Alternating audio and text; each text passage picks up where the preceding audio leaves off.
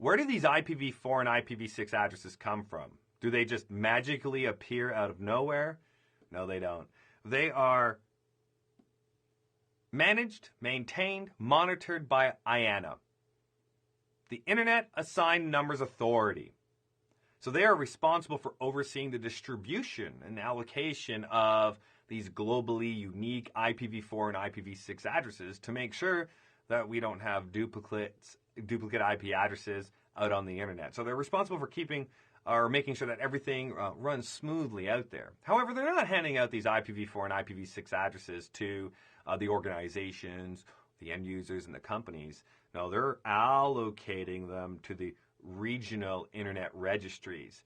And then it's these regional internet registries located in Africa, Asia, North America, Latin America, and the Caribbean islands, as well as Europe, the Middle East, and Central Asia, for assigning those IPv4 and IPv6 addresses to the organizations that need them, or handing them down to local ISPs who will then assign them to the end users and companies that are their customers.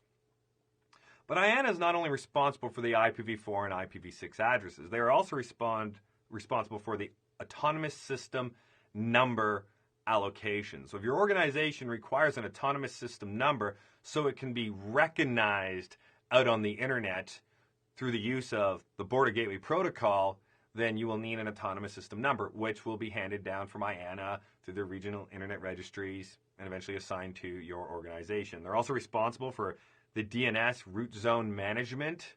And we all know that DNS is really important for the internet because when you type in www.cisco.com, DNS is a service that gives your device the IP address, so that way there it can put in the packet the destination IP address of www.cisco.com. So they're responsible for the root zone management of DNS, and then also various protocol parameters as well. So IANA is operated by ICANN, so they're a division of that. And as we can see, they play a very important role in the overall global internet, ensuring that we do have a unique addressing and ways to identify the different organizations and devices out on the internet. So if you want a public IP address, who do you go to? Well, that all depends. That all depends. It all depends on what type of internet connectivity you have. Are you single home, dual home, multi-homed? How are you set up? Do you have redundant ISPs? You're connected up to multiple ISPs? It really all depends.